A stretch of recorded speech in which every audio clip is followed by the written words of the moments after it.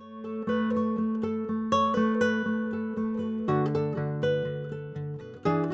aquel tiempo vio Jesús al pasar a un hombre llamado Mateo, sentado al mostrador de los impuestos, y le dijo: «Sígueme».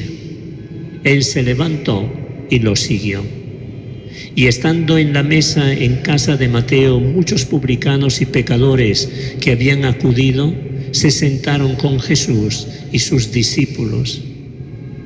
Los fariseos, al verlo, preguntaron a los discípulos: «¿Cómo es que el maestro de ustedes come con publicanos y pecadores?». Jesús lo oyó y dijo: «No tienen necesidad de médicos los sanos, sino los enfermos. Vayan, aprendan lo que significa misericordia quiero y no sacrificios, que no he venido a llamar a los justos, sino a los pecadores». Palabra del Señor. Gloria a ti, Señor Jesús.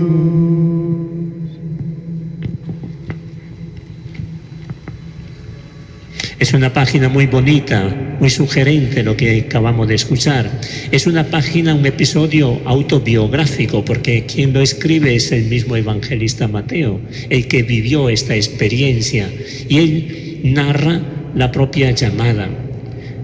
Este episodio está presente también en los otros dos evangelios, de Lucas y de Marcos, pero allí no lo llaman ellos Mateo, sino Leví, el segundo nombre.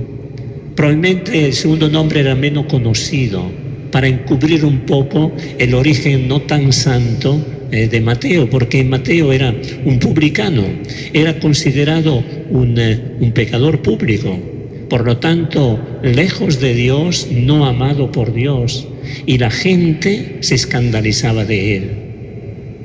Ningún judío observante habría aceptado entrar en la casa de él, de Mateo, porque era incurrir en impureza. Era incurrir en impureza. Bueno, y seguramente Mateo sentía el peso de todo esto.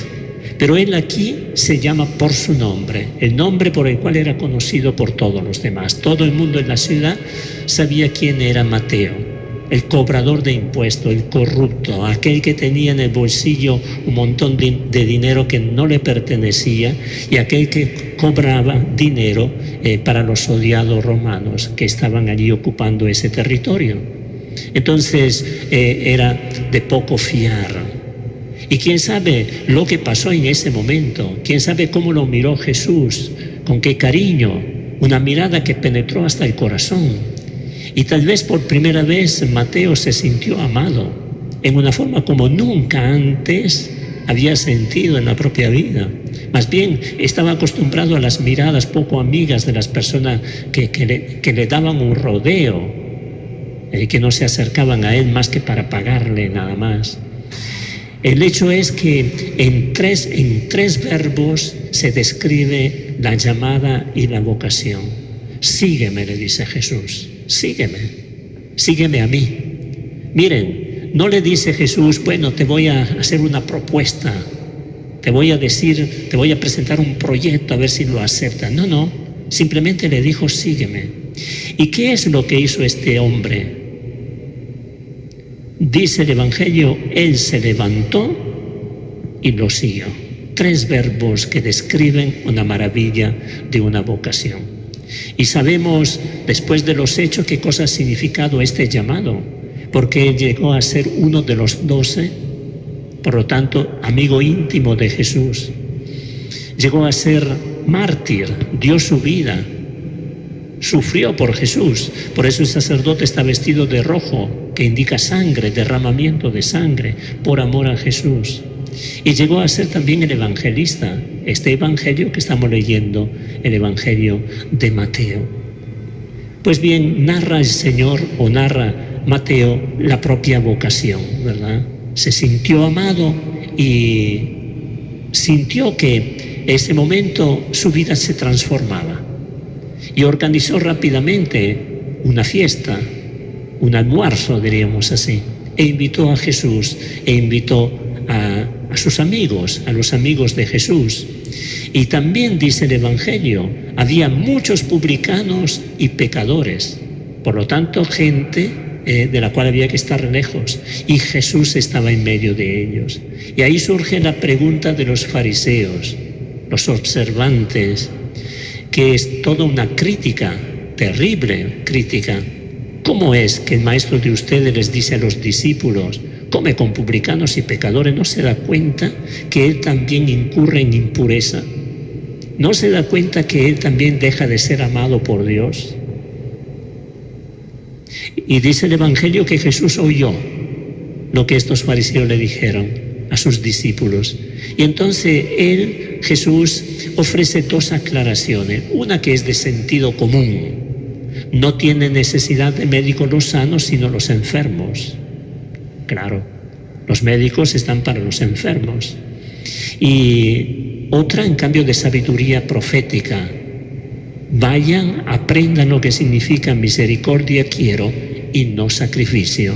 Y concluye que no he venido a llamar a los justos, sino a los pecadores. Entonces Jesús aquí deja en claro cuál es la vocación, cuál es la razón por la cual Él ha venido a este mundo.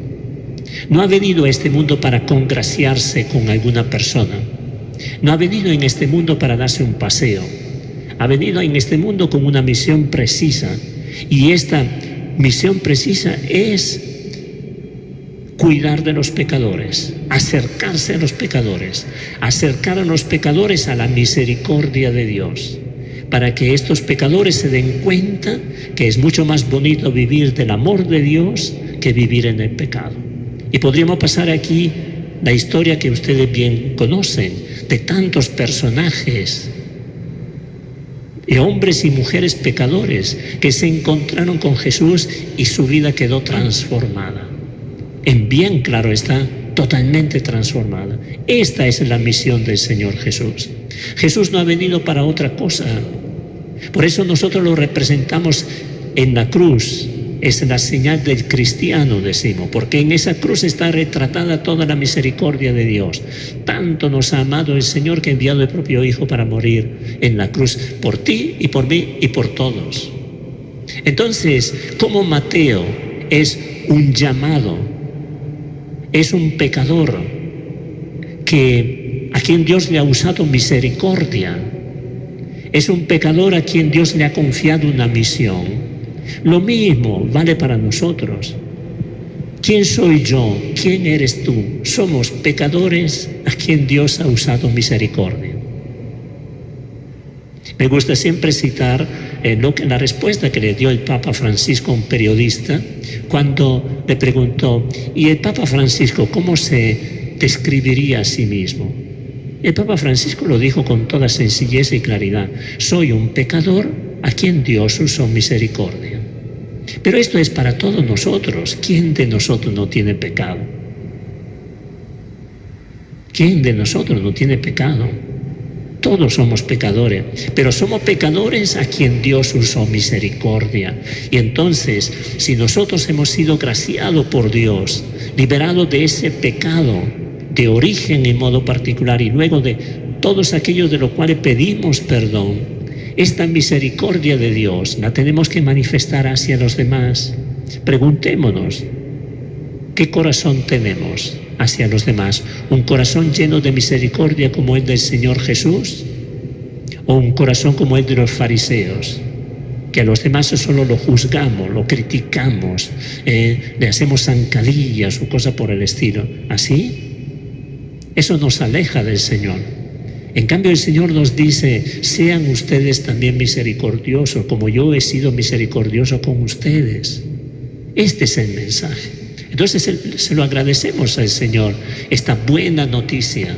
Ante todo, diciéndole: gracias, Señor, porque tú me has liberado de esas cadenas que me habrían conducido a la perdición eterna, que es el pecado.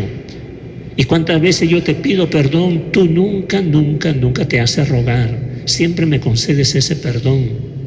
Esto por un lado. Y por el otro lado, hagamos un firme propósito de hacer como Mateo, seguir al Señor y asumir la tarea que Él nos confía. Y la tarea que Él nos confía en este contexto del Evangelio es manifestar esa misericordia que hemos recibido hacia los demás. Si Dios ha usado misericordia conmigo, yo tengo que usar misericordia con los demás. Perdona nuestras deudas como nosotros perdonamos a los que nos ofenden. Perdona nuestras ofensas como nosotros perdonamos a los que nos ofenden. Entonces eso atrae como un imán la misericordia de Dios en nuestra vida. Cuando rezamos el Padre Nuestro durante la Eucaristía, pensemos en esto, ¿sí? Pensemos en esto y renovemos nuestro propósito. Y si nos resulta difícil, pidámosle al Señor que nos ayude. Pidámosle a la Virgen, en cuya novena mensual estamos, pidámosle a ella, que lo hizo muy bien. Ella fue misericordiosa con los demás, como Dios usó misericordia con ella, ¿verdad? Y que nos ayude y nos enseñe el arte de la bondad, de la paciencia, de la tolerancia, de la acogida hacia las personas, empezando por los que nos rodean en casa, en el lugar de estudio, en el lugar de trabajo, allí donde nos encontramos.